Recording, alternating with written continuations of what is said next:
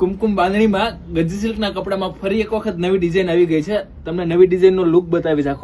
આખો નકશી પલ્લુ રહેવાનો છે, એકદમ ઝીણું નકશી વર્ક છે. અને જો બંધેજની વાત કરું ને તો એકદમ ઝીણો રાયદાણો છે બંધેજમાં.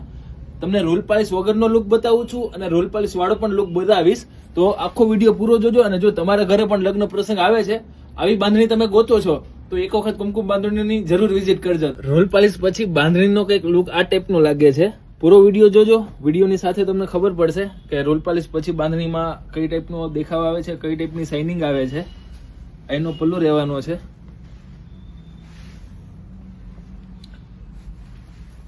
બંધેજ એનું એકદમ સરસ ખુલી જશે અને ફૂલ શાઇનિંગ આવી જશે પીસમાં.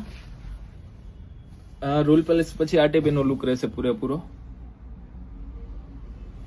પન્નો પણ લેન્થ પણ પૂરી આવી જશે.